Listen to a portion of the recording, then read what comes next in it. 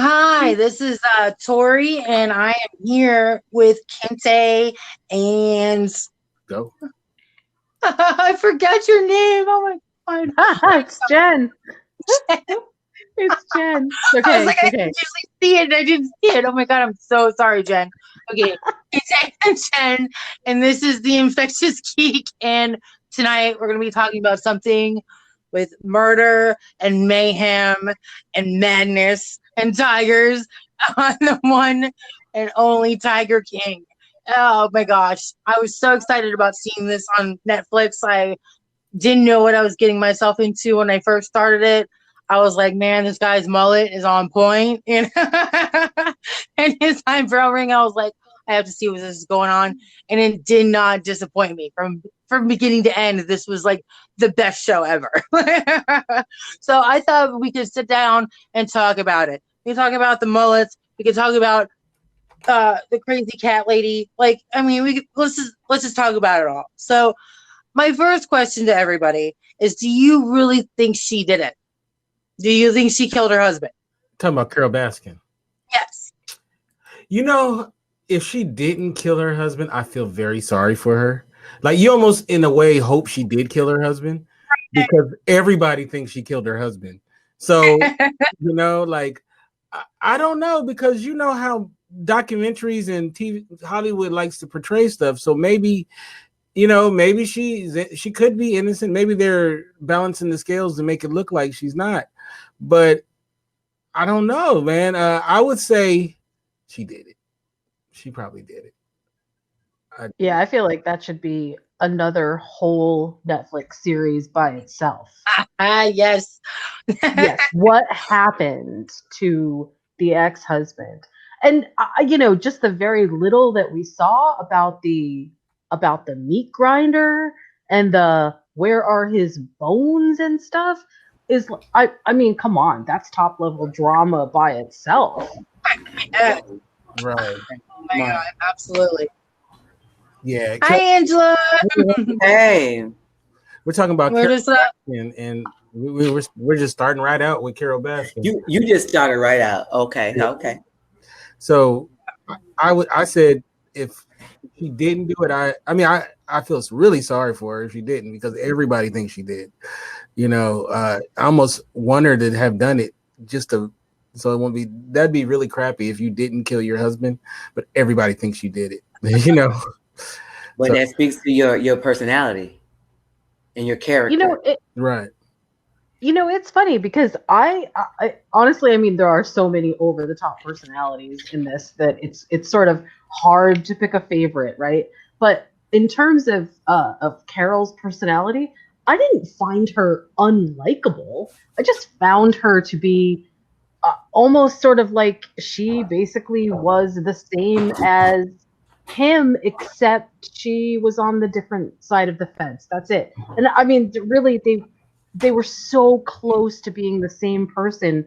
I didn't find her to be like, oh my god, I really hate her. I just found it to be so incredibly ridiculous that she launched this campaign against him when she was doing the same exact thing. I mean, I think that they both had a little hate with each other. Like, I really think that, like, they each had qualities that the other one wanted, or they each had connections that the other one wanted, and they wanted to be number one. That was the main thing. They wanted to be number one in their area. They wanted to be the best. So they wanted to, they were like a presidential campaign. They were going to slander their opponent at any turn. Did you ever hear the saying that you always see in other people the things that you hate about yourself? Right. No. Yeah, that's sort of how I felt like the two of them were looking at each other, like they were seeing the worst in each other, because that was secretly what they hated about themselves. See, now I think Carol is an awful person. I just do. Like, even the fact that, like you said, like you didn't think she was she is an awful person. Like, even with her non-expression about losing her husband, if my husband goes missing, there's going to be some emotion that shows. Now, I might not, you might scream and cry. I might just but there's going to be something. She was just like, she almost had like that serial killer, like, what are you doing, Carol? And Right. I mean, there was no we went and looked for them. You paid more attention to those tigers than anything else, but there was no I went and looked for him. I'm hoping that one will be fine. It was just like he went missing, and and it was kind of like a keep going on. So at what point is there any sadness or something? Now she was going after Joe for the exact same things that she did. So Joe told you who he was. Oh, he was very apprehension. He told you who he was. So it was a like it. But Carol did not tell you who she was. She played a game because she started out being a breeder. Then she wanted to rescue, and she did this. Like she's just the only reason she went sideways because her husband was telling her you're spending too much money and not making any. So they're not the same person. Carol is a snake. Ooh, in the grass. I think Carol keeps her trump card. You know what I mean? Like I think she holds a little bit more back. Like I think Joe's way more open about who he is, and he's more confident about who he is. Like he is he exudes it. You know what I mean? Like the songs, like come on. Okay. Listen. I think Joe says and does what we think. Because when people bother us, sometimes you want to antagonize them. We don't, because it's not politically correct. It's not nice. We come off like this, but Joe doesn't care what you think. No, not at all. Right. Ain't no fucks given. No. None. The thing I hate more about Carol is her husband. Her husband, like, does he have any nuts at all? He just seems like none. She fed him to the tiger. Oh, right. Yeah, she fed his balls to the tiger, right? But along with him. Go ahead, Jen. I was just gonna say, I found both of them to be despicable. Absolutely, both of them were in the same exact corner of despicable. When I say that I didn't find Carol to be, I didn't find myself hating her. It's not that I didn't find myself hating her like you're a despicable person. I mean, they were both as equal. I don't find favorites here. We're both just as terrible as each other. And he, to me, is he is the epitome of every person who is sort of the, oh God, I won't say it. I won't say what I'm thinking, but he is sort of the epitome of the kind of people who say things and then dial it back by saying, well, that's just my opinion. But he definitely made this happen. He made all of this happen. And I'm not saying that she didn't have her part in all of this. I'm saying that if he had not antagonized, if he had just basically let it go, okay, fine, you want to come at me, I'm going to keep doing what I'm doing. If he had done that, then none of this would, if he hadn't been on that web show, shot the gun at her dummy, all of that stuff that happened, I don't think any of this would have happened.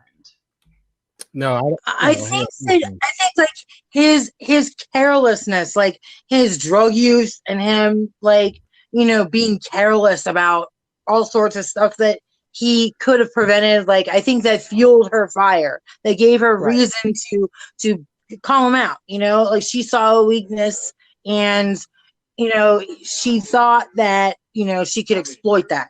And he was just like, well, I'm just going to keep going. You know what I mean? Like, I don't think he really thought it through. He was just reacting. I think he was reacting. Yep. That's a really good way of putting it. Mm. There's no, I don't know. I don't see any. I think that the reason that he was abusive to his employees and the reason that he was very short with people is probably because of sleep deprivation and drug use. Like I know, let's be real. There's people that when you don't get sleep, you get crabby. And I think that's what it was. And he also hired a bunch of ex-convicts, but he knew he could manipulate because he had control over them. That's why all my co-hosts are ex-convicts, because it's for that reason. Well, that's true. Well, it was absolutely, positively the worst of having a static traveling roadshow, right? It's a carnival atmosphere. He was the barker. All the other guys were the carny roadies. And then they had the attraction of the tigers. And I mean, it was such a perfect storm of both redneck mentality, ignorance, this sense of entitlement. And I gotta say, you know, the last episode really hit me hard because it was only then that I even heard people actually talk about, well, what happened to the animals? Because I mean, it's so easy to get so drawn up into the personal drama, and that's the whole point of it, right? But at the end, you know, it's what happened. All of these people were like, "Oh yeah, it's for the animals, for the animals." No, it wasn't. It absolutely wasn't. No. No. I mean, I do believe there was probably a little bit of animal abuse. Like, let's be real. Like, if he's falling apart in other aspects of his life, how could he be taking care of his tigers the best that he could?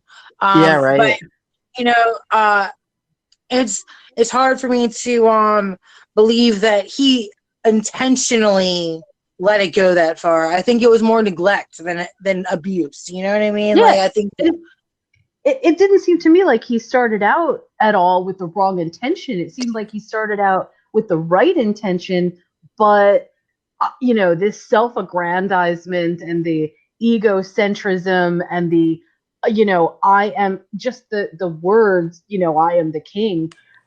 All of that together created this unbelievable just entitlement that took advantage of people and the want of people to be around these big animals. And it's what to me is so funny is the number of people that enabled both of them along the way. I mean, oh my God, what kind of force of personality do you have to have in order to get this like cult like following of people behind you? I mean, it's the same. Damn. It's the same type of personality you need in order to train animals. You train the animals. You have to be. You know how like they had that the dog whisperer. What was you remember the guy Caesar?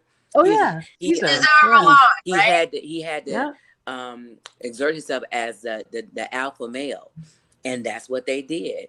Everybody has a different way, but they got the people that were going to follow them. And believe it or not, everybody that worked with Joe and worked with Carol and worked with the other guy, they all had people that followed them. But unfortunately, people see this as something I need. I need something from them. Don't realize everything is coming along with it. But hey, they train the animals, they train the people too. Right. And I think that like I really think that hold on. Am I back? Hold on. No, you're good. Okay, I'm sorry. I got real quiet. I was like, oh no. Like I think that he's charismatic.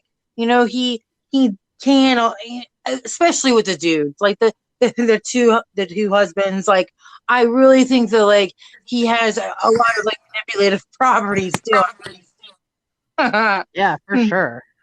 Listen, the fact that you can get two guys that are not gay to now be gay or pretend to be gay is a whole level of manipulation that we're gonna not even talk about, because we're gonna talk about the fact that neither one of them was gay. I just think it's so funny that like the one guy, he's just like, yeah, you know, I just see him in the wedding photos you got there? Huh? In the marriage photos, when they first got married, they showed me all the pink, and they were like, "Look at Joe, like, look at my husband." They were like, yeah, they didn't look like they were as happy. It was like, "Save me," and you trying to kiss me, like, oh man, it's like if you not gay and somebody trying to get you to kiss a woman or kiss a man, you like, okay, yeah, that's the, that's a whole nother level right there. Yeah. But you know one of the husbands, Finley, with the missing teeth. Have you seen him now? His teeth is all fixed and everything. Yeah. I heard my son told me. My son told me. Oh, you gotta pull it up. Show me. I need to see. Pull it up, Sean. But my son watching. We watched it together. He told me. He said he fixed. I was like, really? Yeah, that's the one that left with the girl. Right. Yes. He got himself a sugar mama. Did he? And then he covered up all his tattoos of Joe. Yeah. Yeah. There's this one meme whenever it was like the girl lost her arm, you know, and like he comes out with an EMS bomber jacket. Like, where did he get one of those? He has a force tight that maybe some sort of catastrophe was gonna happen. You know, tell the truth, Tory. You do be singing "I Saw Tiger" when you're just walking around your house. He making money because his music is trending on. Yeah. I saw Tiger. I mean, he had it going on. He ran for president. He went from governor. Like he got 19% of the vote. Like that's not bad. He does look much better. Yeah. He's not all methed out now, you know. Yeah, he put a Milli Vanilli, right? I mean, but it's funny. Missing teeth can make it look very strange. You know what? I'm about to come out with my country album now. About to drop it, yeah. I just got to find someone to do the actual singing. So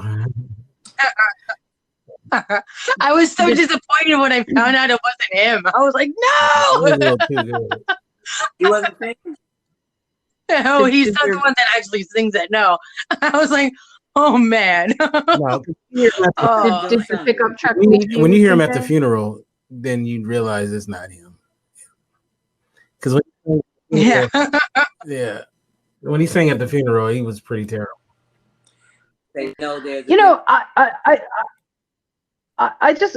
Okay, so we binged this, right? Because I mean, it was just like I said, it was a train wreck, and it was hard to look away.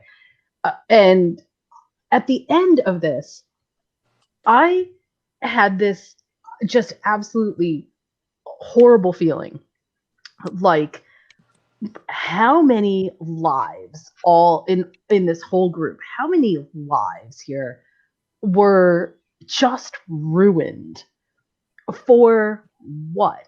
And it was the kind of feeling like, oh my God, people are just so dumb. I'm so sorry. I don't mean to be like, but I mean, seriously, people are just so dumb. And all of these people together are just like, it is hard for me to look at them. And I'm not saying that they were not cunning, right? Because obviously it took something to keep all of this together. I mean, who would have thought to put together your own line of underwear? Come on. That's marketing freaking genius, right? But they were just so stupid when it came to not seeing not just the repercussions 3 miles down the road, but just seeing the very little stuff that would lead to, hey, maybe I shouldn't do this because maybe this is going to cause a problem. It's like every single one of them was like living for that single moment, and none of them saw any negative consequences for anything they were doing. And it was hard for me at the end of this to feel like I had any compassion for anybody except the animals, because I was like, you all asked for this. Every one of you just said to the universe, go ahead and screw me. Here I am. And I feel like the universe said, okay, here we go. Right? I think it's hilarious that Cardi B put a GoFundMe page for him. Like, I think that's hilarious. Okay, so now, so you have to be a teen in jail, yeah. Jeff Lowe. Now, if y'all don't know who Jeff Lowe is, he's the guy that came in and ultimately took over the zoo, and he's the one who was sneaking the tigers into the hotel to get women to have sex with him. Which, if I known that carrying tigers would increase my vagina count, I definitely would have been doing that a long time ago. So a lot of people see him as like another villain in this story as well. I'm interested. Do you guys think of him favorably, unfavorably? Is he just a businessman? And also, do you think he has money like he says he does? No. I think he has money, but I don't think it's as much as he wants it to be. So he kind of like, you know, fabricates a little bit, and I think that he's not necessarily like a villain, but like he was brought in for a reason, and he hadn't forgotten that reason. You know what I mean? Like it was like he knew what needed to be done. Like he was, for a little bit, he was the only one getting shit done around there. You know, like everybody else was kind of like, oh, what are we doing? Like, you know, the tigers weren't even getting fed right. Like it just was like, it was just messy. Like, and he was supposed to go in there and like clean it up. You know, like I think that he was more resented than appreciated, though. Like I could see why people thought of him as a villain, because he was kind of like the fun police. Like, oh, you know what I mean? Like, be honest, Tory. Be honest, Tory. If you were in Vegas and a guy came up to you and said, in my hotel room, I have a tiger. You want to come up and pet it? Would that work? No, I wouldn't do it. I'd be like, no, the tiger needs to be free. Like, why are you feeding it? What's wrong with you? I see Tory as she would go up there to that hotel room. No. If you told me that you had a polar bear, I might, but it'd have to be a polar bear. Tigers are sold out now. Tigers are so yesterday. Yeah. Polar bears are like that. I don't know. I mean, I was like a few months ago, my ex over the summer, he lives down in Florida, and he's like, I'm taking my little girl to a big cat exhibit kind of zoo, and I was like, they have those down there? And he goes, oh, they have a lot of them. He's like, they have tigers and lions and ligers, and I was like, ligers, what? So he like sent me pictures of it, and I didn't realize how big of a industry that was down there. Like I didn't realize like it was a big thing until like I mean, when you said carnies and how these people are, that's exactly how they are. They are their own little breed of people that, you know, that are very specific to one thing, you know, and like I can see the drama in any group. There's definitely like drama within the group. You can't help that. But I think that it exacerbated with the drugs use, and the exacerbated with the false the facade, you know, like he wanted something, he wanted people to see him in a certain way, you know, and like he tried really hard to get that image, you know, but it was just like the white trash image of what he really wanted, you know. He didn't realize that he didn't have any taste in anything, you know, like well, and that's the whole thing, right? That's honestly, I mean, not that I know a ton about redneck culture, but there is this aspect to redneck culture, which is it's not only not self-aware, right? Because that's not really part of the equation. For a lot of us, we're so self-aware that, you know, we would see ourselves and have a kind of humility about this, which would just prevent us from being like, oh, I can't let people see me like that. But in redneck culture, there is this very strong sense of the more outrageous, the better you're worth. And so it's just a different way of sort of envisioning who you are. And I think there's a lot of self-worth that is tied up in being the biggest, the best, the greatest, the whatever. And part of what I think the whole Carol story did to him was it threatened him in a way, not because I think he thought Carol was actually and legitimately going to shut him down. I really don't think that that's what he thought. I think he used that later as a justification for all of his behaviors. But I think what she did to him is she threatened his position as King Peacock. And, yes. You know, oh, absolutely. Yes. And I can't help but feel like there was a kind of misogyny attached to him, which isn't outright and it's not flagrant, but it's still there. It's like, how dare you, you know, straight cis woman, threaten my dominance in this is my arena. And it really, it jumps off the media when you are watching this guy, because it's not like he does not come across as being just a cartoony sort of villain. He comes off as being the most sort of convincing, inept person ever. And I mean, like I said, obviously he had some intelligence, he had some brains, but he just didn't know what to do with it. Yeah, Mr. Magoo. There you go. I think he was definitely very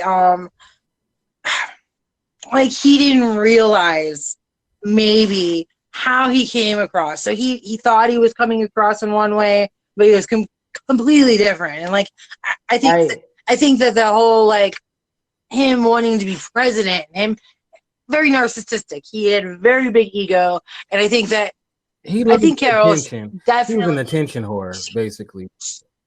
Yes, and Carol kind of picked on that a little bit, and that was what ruffled his feathers. Really, was because she was picking on his ego. She was trying to bring him down a notch, and he was all like, "Oh, I'm the king," like. And what's funny about this story was, I didn't realize it was a full zoo at first. I thought they only had tigers, and then I was like, "Oh, they got alligator. Oh, it's a zoo. It's a zoo." Like I was kind of blown away about that. I was like, because I don't think it was as clear to me when I first started watching it. Okay, so it wasn't just me. Okay, because it was like he wasn't. They had everything there at that zoo, and but he just focused mostly on the tigers.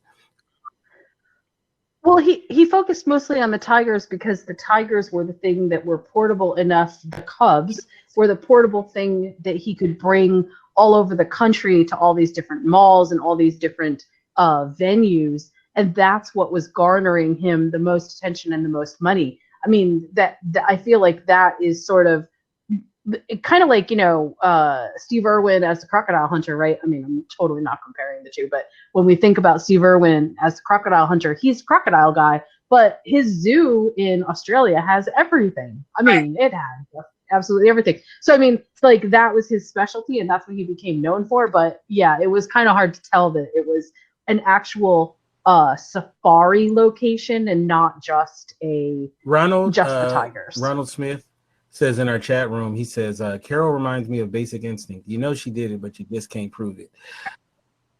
I'm glad they didn't do the beaver shot. And did you guys see the Fox interview that she went on to profess her innocence? Oh my God. Honestly, if you didn't believe that she did it before you saw that interview, after you watched that interview, you're just like, oh wow, you did yourself no favors by going on that interview. None. Yeah, that comment about like, well, the sardine oil, like what? Mm-hmm.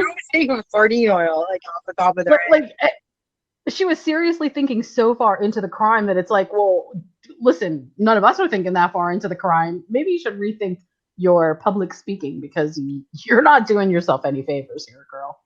Right. I think that I think the guys too, like the husbands, I think that was a distraction for him. You know what I mean? Like he got too caught up in the threesomes and the drugs and like he didn't really consider them like part of his business, and he probably could have or should have, like if he was a businessman, like he definitely blurred the lines a lot, I think that's when it became dangerous. I think that's when the animals became dangerous, the situations became dangerous for him. He became dangerous to himself. I think that also left him vulnerable to the attacks that Carol was giving him, like he kind of brought it on himself a little bit, I think where he went wrong was the moment that he enlisted Jeff's help, he became that was the fracture. That was the moment.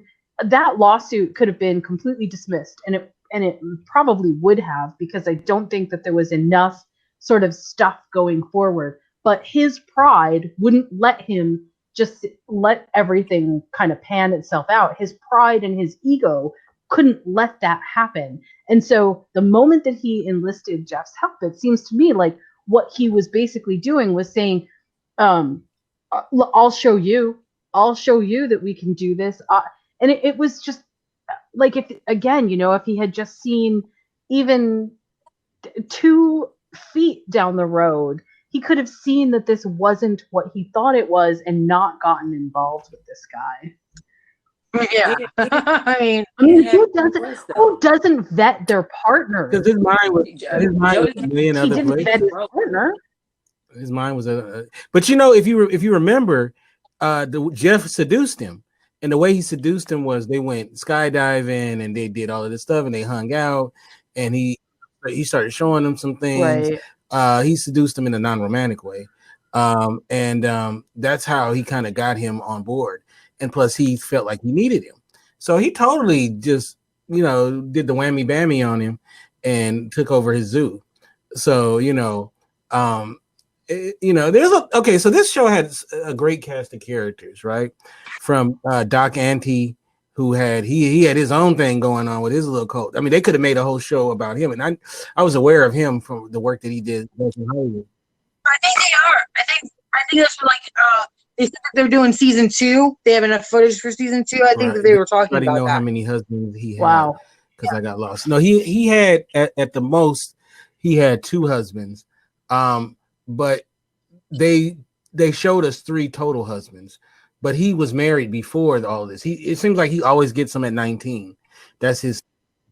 All of his husbands are 19 years old when he gets them. So, and Doc Ante. Yeah, that's manipulated student age. That's very, very much you can train them. I don't know. I mean, I don't know if would you guys could y'all date a guy that used to be somebody's husband? I don't think so. That would be probably a deal breaker for most of you guys. So even if it was gay for pay, right? So, but I don't know. Maybe, am I a weirdo? Because I have no desire to pet tigers and lions. I mean, I like to see them behind their gates and their enclosures. I love going to the zoo, but I've never been at the zoo and said, what would make this even more better if I can go in the enclosure and hang out with him. I've never thought that ever. And I don't care if it's the most docile lion ever. And like, what is that line? What's that line that Chris Rock said? That tiger went tiger, on I don't remember how it goes, but yeah, I remember that. You literally never know when that tiger, he could be playing with you. He could just be playing with you and then rip the side of your face off. Like, we saw a couple of instances of almost exactly that thing throughout the series, right? I mean, there were plenty of moments where we realized that the tigers were wild. So I know that we have parents in this audience. Tory, Jen, Angela, Danny, Maya, and you guys love making your kids' dreams come true. So my question is, if your child came to you, and Angela, I know Angela has a palatial estate in Florida, has a lot of room. If your youngest son came to you and said, "Mommy, I would love to have a pet tiger cub," what would you say? Absolutely not. I'll take care of him. I'd be like, they're cute when they're little, but then they grow up and they eat you. Like, you don't want that. You wouldn't tell your kid no, right? You would go make it happen, wouldn't you? Like, this is the thing. My child wouldn't even ask me that. None of my children would have enough anything to ask me that, because they know the answer to that question. Listen, my Wi-Fi has been messing up, and I've been trying to jump in this conversation for a minute. I think I got 1,000 people in my house streaming and pulling on my Wi-Fi, because I've never had this problem. Hence the problem of do anybody have a problem with Joe at the funeral talking about how the boy used to rub his balls on his head or face or something? Oh God, that was so awful. What? It was disgusting. It was big. But this thing, like, so. Yeah, that was pretty bad. All I know is a black mama would have got up and we'd have had a fight at the funeral. That's what would have happened. Because that's it would have been a world star moment. Because I mean, come on now. I know, like, you can know your children have sexual escapades, but you don't want it at their funeral to be talking about what they were doing. Yeah, it would be bad. Yeah, if somebody's like, I'm gonna miss Susie. Her BJs were the best. You know, like you would do that. Right. Yeah. She knew how to write my day. Like, the mom sitting there like I'm gonna really miss that about her. Listen. You had two questions from Maya that I was trying to respond. This stupid Wi-Fi was getting on my nerves. She asked, did we think that Carol burned down that shit with the gators in there? I said, I want to say no. I think Joe did that because it was right after he got that information from the other guy to say that the lawyer to tell him that he pretty much got him by the balls. Remember he said that because he had rights to all that footage. Right. And so right after the end is when it just happened. Joe went to a wedding that nobody knows which wedding it was. He just happened to be gone. Right. No, I agree. I think obviously that's what was going on there. Yeah. And then there was another fire too. I saw this other video. The same guy, there was a fire at his apartment. Like, so yeah. But what apartment? Because he was living with Joe. No, he had an apartment as well. And he went back to his apartment and then it was on fire with him in it. He barely got out alive. They didn't put that. For some reason, they didn't put that. So here's a bigger thing. He must have been broke. Because everybody know that you always back up your footage to the cloud. The cloud you can't burn down. Because you could have had all that stuff automatically upload or had it on a flash drive, a hard drive, not flash drive, too little, hard drive, terabyte, something. Like you could have backed that stuff up. Like back that thing up, back your footage up. Right. Back that thing. Right. But then there's old school people that may not do that. But not like somebody that's making a documentary. Like, you can be old school, but if you're making a documentary, you knew that your retirement was hinged on this. Yeah, I think that was purposely careless. Yeah, that was true. Listen, that place was too whatever. It was just crazy. I just love it whenever you like the girl loses his arm and loses her arm. The gift shop. He walks into I'm gonna tell you before you she lost her arm, and people looking like there's a meme with that little black boy. Man, he looking like this. We say you guys ain't here buying Tiger stuff, but just lost her arm. Like what should be your expression at that point? Yay! Oh, is it still open? Look, is it still open? Can we get our money back? Can we go tour? Like you don't even know what to say at that point. Yeah. Hey. They had some loyal people though. Some of them. The best person though, probably the best human being in that whole thing was the one that lost her arm. Because if you've seen her she just seemed like she seemed like a really good human being. And, she came off very well. Yeah, she did. That arm came off very well too. But that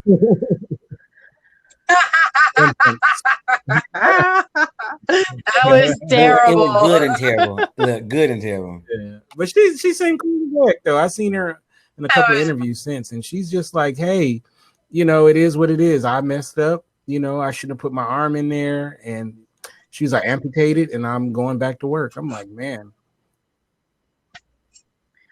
Yeah, see, she's the only one that I thought actually cared about the animals, because her whole reasoning for going back was not, I got to be loyal to anybody. So you don't think Joe cared about animals? Right.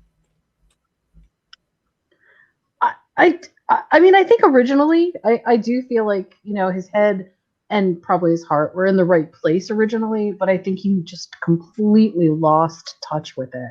And then the animals became something to make money with, not animals in their own right. Going back to the thing about, what would you tell your kids? We live in Hawaii, so we have a lot of sort of not exotic, but we've got creatures here that are endangered, and stuff. And so when you go down to the beach, a lot of times you'll see Pacific green sea turtles, and sometimes you'll even see monk seals and stuff. And the thing that you're supposed to say to your kids is certain wildlife is wildlife. It belongs in the wild. It does not belong caged.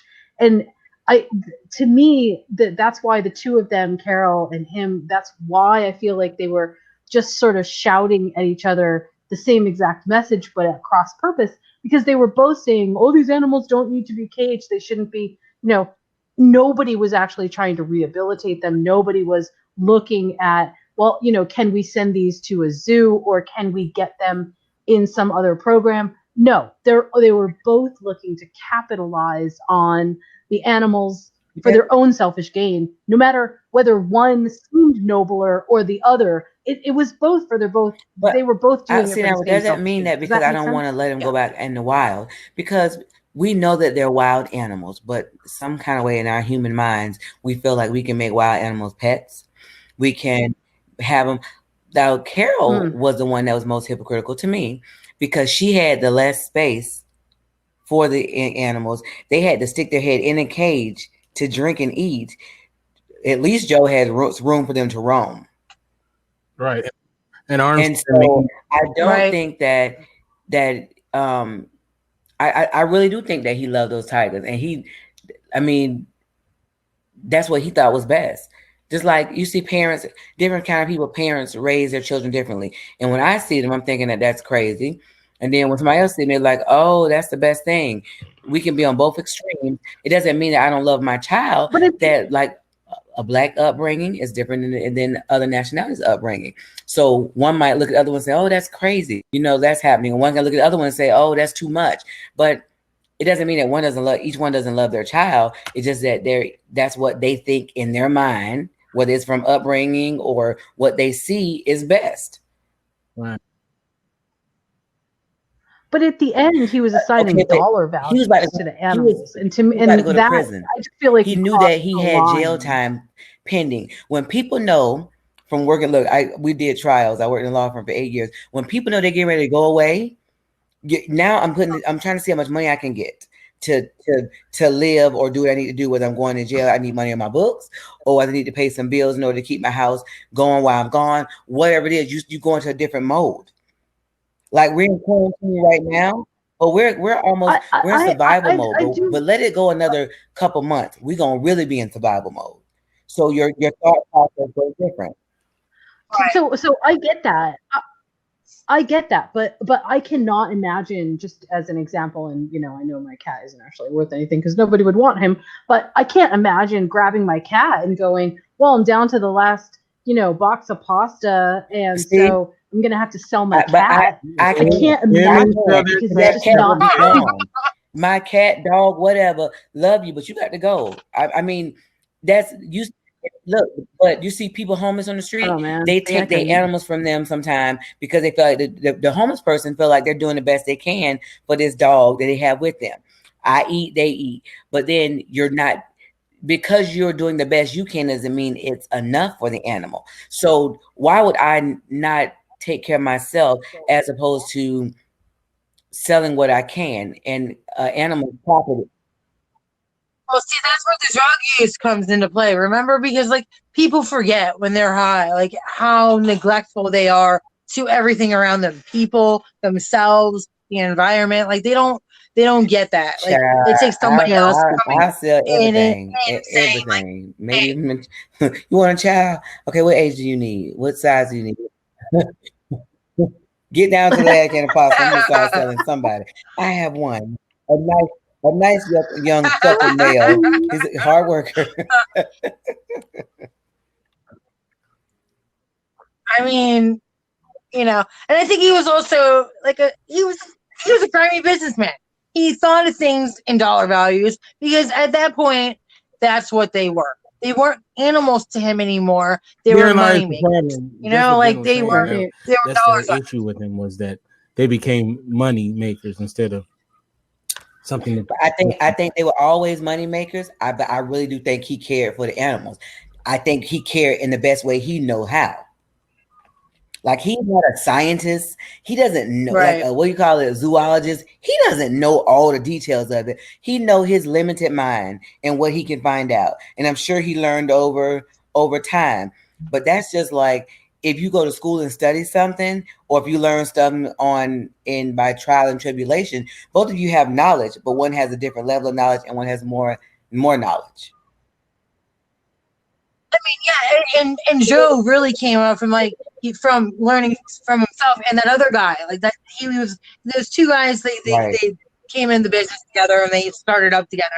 Like they really learned from each other. It wasn't like they had an expert teaching them, like you said. So like I think that it was more like homeschooled as opposed to public school. You know what I mean? Like there were like some differences where they didn't know the proper term for it, but they knew. I think it's common sense too. A lot of times when it comes to caring for animals, like you know what? Come on, again, everybody doesn't have common sense, and because I'm not an animal person, but we've had dogs. We had a dog. We have two. My daughter has one in college, but if what's common sense to you, you may have been brought up with animals. It's not common sense to me. I know how to take care of humans. I hear people brush their dog's teeth. Like that's not common sense to me. So again, that's not common sense to me because that's not anything that I didn't grow up with. That I didn't deal with it. We didn't have dogs when I was growing up. But I think this speaks to the whole idea behind this carny culture. This whole this was redneck culture. There is just something that is so.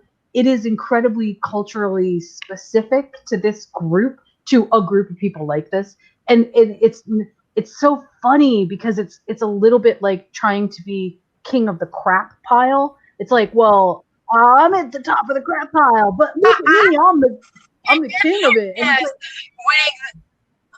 winning the gold star of the Special Olympics. Yes, I get it. Yeah. And so people looking in from the outside can't help but sort of like gawk at it because it doesn't make a whole lot of sense. But when you're in it, I feel like it's got to make a lot of sense to them. They really were feeling all of these, whatever they were feeling. And the other thing that I think is like so important is every single one of them, I believe in the end, basically turned on each other, right? There was zero loyalty going on there. There's no loyalty. And it is so crazy how fast people will throw other people under the bus. You don't need a tiger for that. Yeah, that's real life. Well, but I think that lends itself to why it was such smoke and mirrors. There was nothing real to it, and they were so fast to throw each other under the bus because there was just no substance. It wasn't like anybody was protecting anybody else. I mean, to them too, probably because of all the drug use and being high all the time, it was like a cartoon. Right. It was like they were not in reality. I think you guys are giving too much credence to drug use. Oh, really? Oh. I'm saying people sober, never did drugs a day in their life, will throw people under the bus for small things. No, I'm not talking about that. I'm talking about like having a fantasy life, like not even realizing the consequences. Like they're not putting two and two together. They're not, their thought process is obscured. You know what I mean? Like they are not. I just think that in real life, people throw people under the bus all the time. And if they think if the boss asks someone a question, now they may not be able to get any gain from it, but if they can find a way to make you look smaller or minimize you, they do. Because Joe was a smart businessman, just like anything else. Everything is a business. It's about making money. He still had to survive. So just like how he took Big Cat Rescue and then made it entertainment, and that means he didn't have to do any of the work, but he got on the top of them searches. Joe was smart. He was redneck, but he was smart. He knew how to manipulate the system, baby. Those manipulators are some of the biggest people in leadership roles a lot of times because they have to manipulate everybody to feel like, hey, we're in this. This is us. When they really don't care about what you feel, what happens to you. I'm just trying to get somewhere. And Carol was the worst because she got free label. from all them people. They like, I got to go to class for 2 years to get to the yellow shirt. You are an idiot.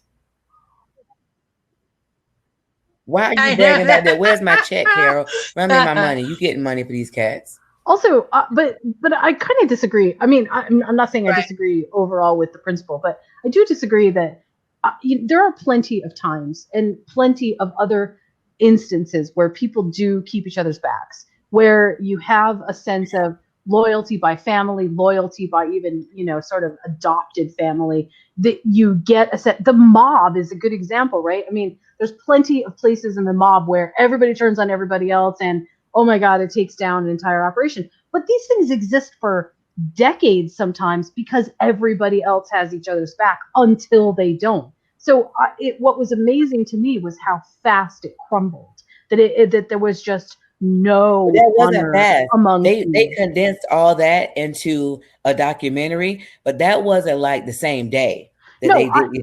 I understand, but from the start of the investigation until the time when all of this stuff started coming down, it wasn't like it was, a decade or something. It was a short amount of time in that piece, in the time that he was actually on the run. All I'm saying is it's amazing to me how fast people were ready to turn on him all the time. Look, kudos to your friends in your circle, but the average person has had people that will throw them under the bus or stab you in your back if they think they can get a promotion. They can get if a girl can get a man can get a guy.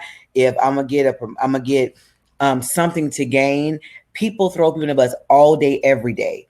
You may not know all of the people that throw people in the bus, but it happens all day, every day. That is actually the law of self-preservation is what causes people to do that. We have to retrain ourselves not to try to put me ahead of somebody else. And so just because there's a mob organization stuff where there's loyalty, but the one person that may pop up, so there's different people that think about being disloyal. The one person that actually does it usually end up in a body bag because they say, go ahead and take care of him. So there's a fake sense of loyalty too that's out there that I think we are used to putting on because we learn how to play like we're loyal because we know we're going to end up in a body bag. But then because the last person that was loyal, didn't want to tell, they end up getting somebody, they disappear. So I know I got to play the game because I can't be the one to tell because it's going to be me next time. So that's what life is. People fake like they're loyal. Just tell you from how many people talk about one another on a regular basis and then be talking to, even at my job, I hear people talking to each other and then they'll go to, and they'll talk about each other. They're outside my door and they're talking about somebody. They come and they talk to that person and they're talking about getting together that weekend. So I'm thinking like, you are just dogging this person. No reason. Just dogging them because everybody and it's so fake. But that's life because we want to be. You don't want to be a person that everybody's talking about Kinte, that you're the one that's not doing it. Not that you don't like Kinte, but you don't want to be the odd man out. That's our nature. Kinte, just so you know, stand up. Right. Kinte, just so you know, I got your back. Okay, so. Right. All right. So I'm not throwing you into the bus. Before we go. What do y'all think about Travis's suicide? That was pretty tragic, right? Was it really suicide or was it an accident? It was suicide. I mean, it was an accidental suicide.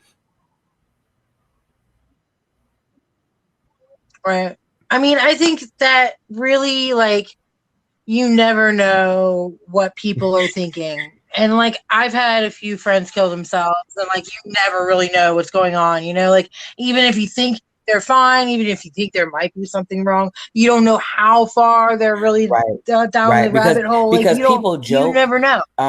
People might like, oh yeah, you always friends with that person, not with me, and they'll laugh. So you don't really know that this is something they're going home and that's throwing them into the spiral. And then they go to the store and someone calls them an idiot, and that adds on top of something else. And then next thing you know, they got this big ball of heaviness, and you didn't even know that your joke now has led to where that was the thing that broke the back. You were joking, but yeah, Tory.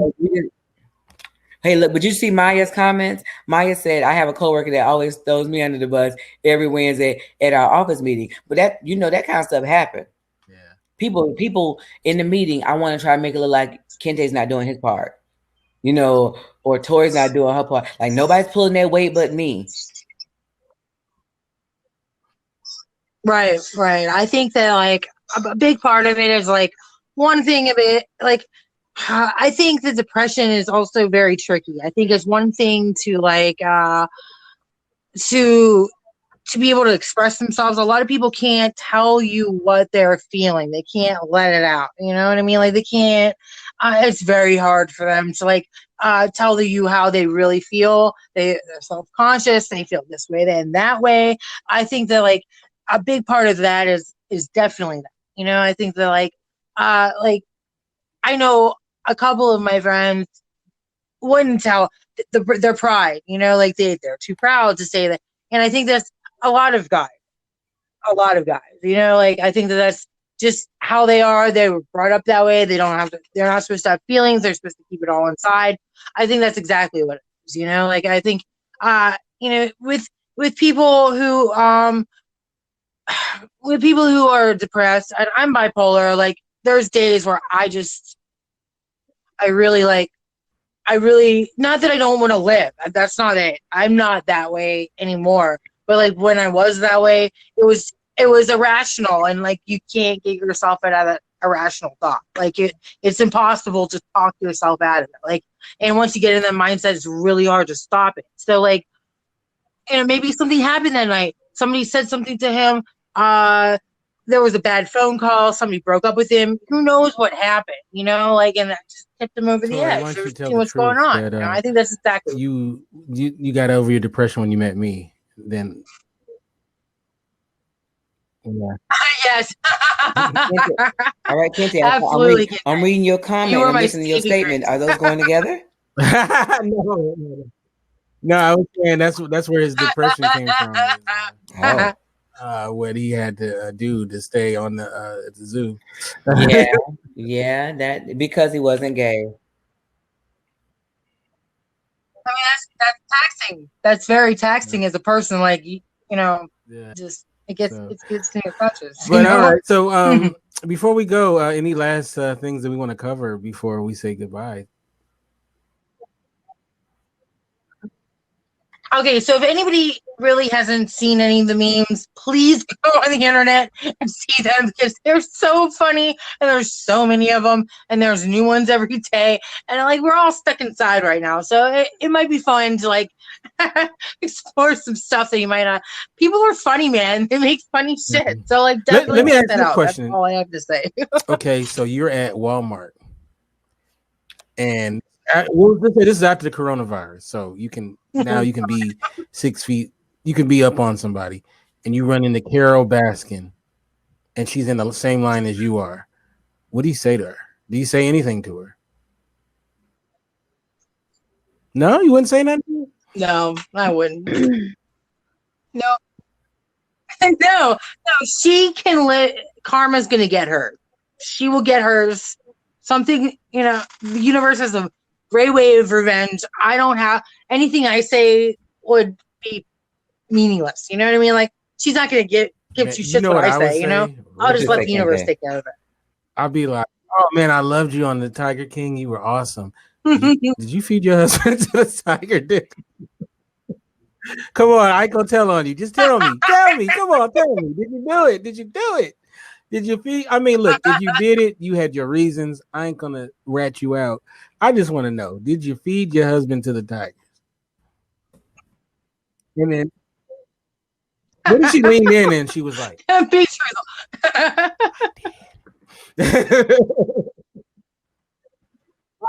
No one ever would believe me too. I'd be like, Jen, I'm telling you, she told me. Jen will be like, whatever. Okay, whatever. Like, I should have recorded that conversation. That's why you get your voice note on your phone. So you be like, lean in and tell me. And you keep in your pocket what you said. See, I got it. No, I don't. You know what? I didn't like her when I was watching it, but then I saw the like extreme hate for her, and it kind of made me. I'm not saying I like her now, but I don't feel like I don't have the same. I don't know. I'm weird like that. I try to go against the grain or something, so I don't dislike her. So if I saw her, I wouldn't treat her any kind of funny, because who knows if she did or not. But you did it, child. There's not a doubt. So I don't know. I mean, that's You have to be she's so got evil away with though, it. to And she's feed kind your of husband. cocky about do it. you not look at her expressions? Her expressions are nothing but pure evil.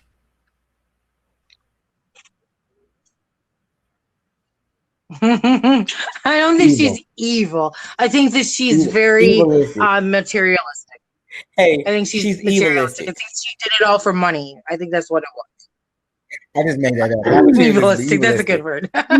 So speaking of our favorite memes, my favorite meme is the one that's from Facebook. It says "marked safe" from Carol Baskin today.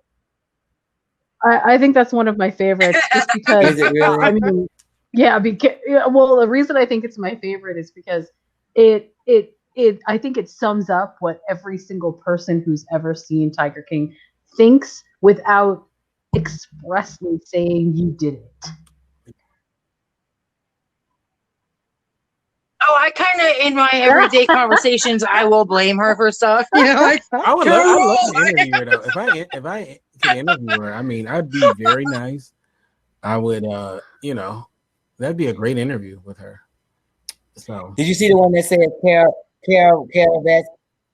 Did you see the one that said Carol Baskin's the reason for coronavirus? poor. I like the one where it was like the apocalypse that we want, and it was like Ezekiel and his tiger, and then it was like the apocalypse that we get. It's Ezekiel is the Tiger King, hilarious. right? From The Walking Dead, he's a character from The Walking Dead. So he literally was the Tiger King for real. Yeah, yeah, he was.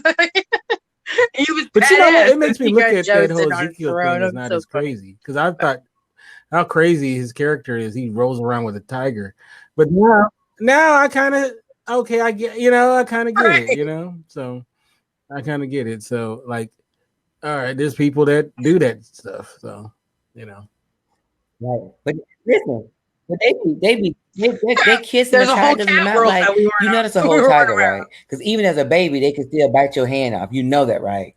Yeah, you see that, I know, like Olaf, who's in our chat room. Olaf totally would play with tigers and all of this. Olaf, he probably would play with Godzilla. Like he loves animals. He's a big animal. Godzilla! You see the picture I sent, Kinte? Yeah, that's funny. Oh man. So. There's so many. I have so many of them. Like, oh my god.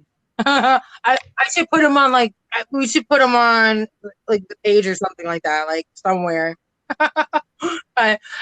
Every day I get like probably 5 that or last 6 one easily. Who's the guy on the left? The guy on the left. The last one I sent Kinte. What's his name? The white guy on the left.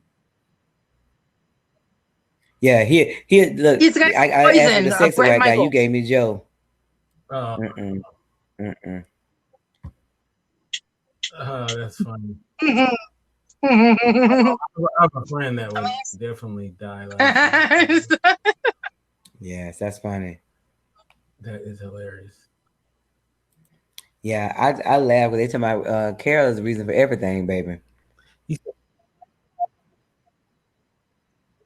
I like how everybody's coming together to watch this show too. Like, it's not just like a kind of like I'm a fan. It's like everybody. Like, you guys are the first so like you guys, it's kind of like we're kind of camaraderie in a heart.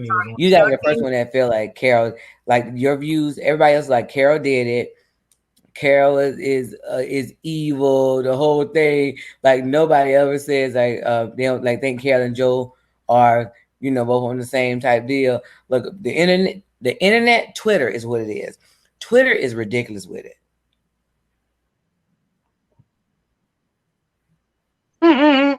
Yeah, I mean, Instagram not so much, but like definitely Facebook. I'm not Twitter. even a Twitter person, but my niece is, and she keeps sending me these ones about. Oh, it's so funny. People are funny, man. Like, there's a hashtag that said Carol I get great joy killed her husband. every day. Like, that's a hashtag. Wow. It's a whole hashtag. Yeah. Wow. Poor Carol, man. Ain't no poor Carol. Look, you don't find it odd What is it with you, Carol? that walking down the road when she had an argument with her current husband? Well, I know how Hollywood is, and Hollywood can make anything. You know, Hollywood can make it seem like Tory killed her last boyfriend. No, I'm saying Carol was walking down the road argument when he first met her. Remember? Right. She walking down the road. She had an argument with her husband, and met the one that she ended up marrying later. See, but they said she was crazy then. Right. Yeah. Oh, she like if is crazy. Right. So why are you playing? See, y'all gotta stop playing with crazy right? things. Y'all contain crazy. You wonder why she act like that, and you already know she crazy. I met a bona fide crazy chick today, like yesterday. It was insane, but like I think after meeting her, like my definition of crazy changed a little bit. Like the actual crazy is just insane. Like you said, every woman has Carol a has a little in bit her? of insanity in her, definitely. No, I said every. Oh, I was about to say. I think Carol has a lot of insanity in her. Like she doesn't. I hope not. I hope not. I mean, there's a lot of ladies that have killed their husbands for money. I mean, let's be real. You know what? Probably. On that note. All right, we'll start off with you. On that note, how can we get to social media and all that good stuff? You know, we have Black Love United and Seth and Angie on Instagram, Twitter, Facebook, all these wonderful platforms. I think this is the most I've been on my regular page ever, because the coronavirus has me locked up. They won't let me out. When you're a woman who's so out there like that, right. And I love it though. You let people know you're a married woman, right? I mean, it's everywhere. It's everywhere. So you won't get any. Oh, I didn't DM. know. Right. Well, I'm sure that probably. Oh no, they come. I get it a lot from ex. That was like, oh my God, you know, I was good seeing you. Or I passed by one other day with my son was in the car. He's like, who is that guy?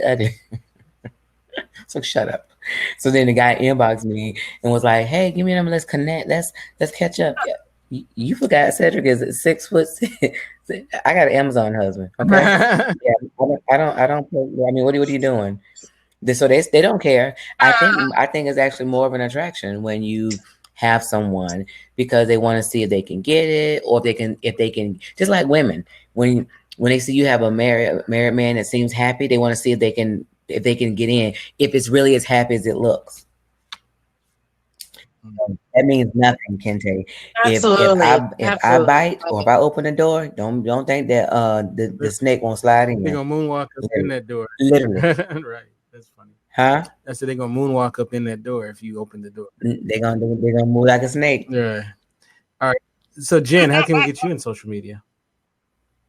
You can find me on Twitter at followingbliss1. You can check out my websites at moviesmakethemeal.com, and still under construction, but moving along nicely, studiowhitewolf.com. Now, as far as I know, Jen is single, so your DMs are open?